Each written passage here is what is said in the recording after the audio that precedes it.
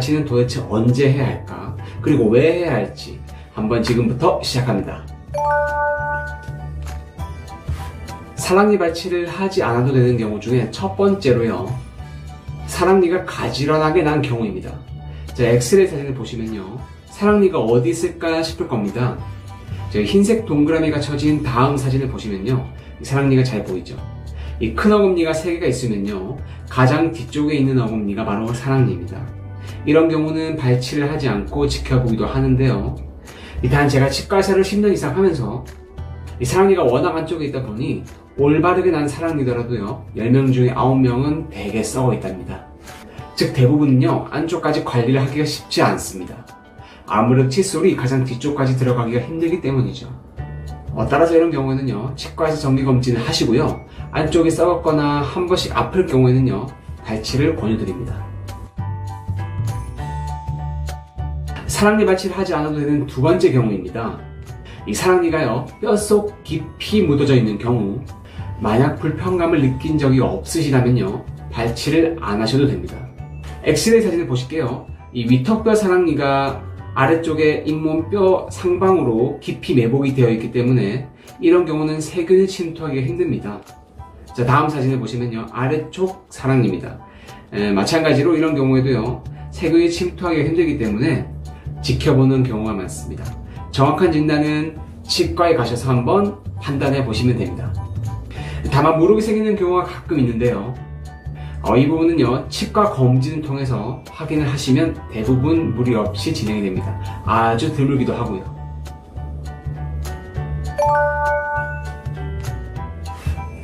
자, 그러면 사랑니 발치를 해야 되는 경우도 한번 알아보겠습니다. 첫 번째로요, 이 사진을 보시면요, 치아와 치아 사이에 이 음식물이 저축되게 됩니다.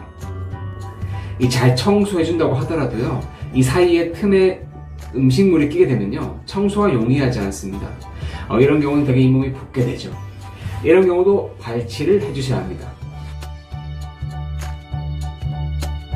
이 사랑니 발치를 해야 되는 경우 두 번째입니다. 이 사랑니 때문에 앞치아가 썩는 경우가 있죠.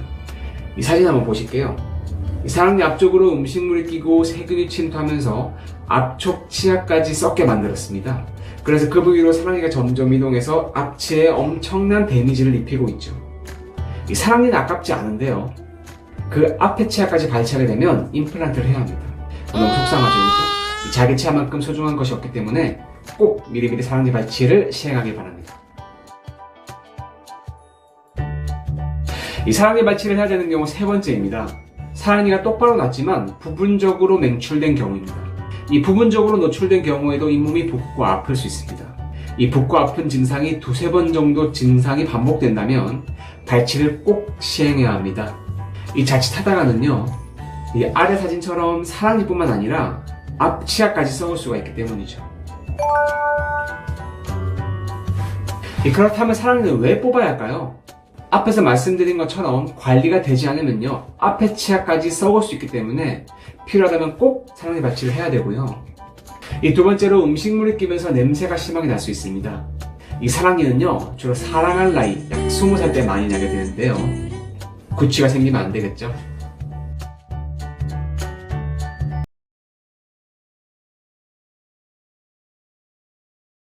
일제시대 이후로 생긴 것 같고요. 옛날에 이제 마취과 원장님, 외과 원장님들이 봤고요. 그 전에는 뭐 이제 이발사가 발치를 하는 경우도 있었던 것 같고. 이발사 이렇게 머리 깎다가 가위로 이발 이렇게 보고. 예, 그런 경우도 있었던 것 같고. 제가 어렸을 때까지만 해도요, 이를 이렇게 닦지 말라고 하셨어요. 이렇게 닦아라라고 하셨어요. 어릴 때 교육을 쉽게 하기 위해서 이렇게 치카치카 옆으로 성인이 됐을 때는 또 더 좋은 방법을 알려줘야 되는데, 우리가 이제 성인이 됐을 때 그런 교육을 하진 않죠. 한번 해볼게요. 이렇게 진동을 줘야 되는데 어렵잖아요, 이게. 그리고 힘을 많이 줬을 때는 치아가 마모가 될 거고, 음파식은요, 미세한 음파 진동이 오거든요. 좌우로 진동을 주면서 미세한 공기방울이 만들어집니다.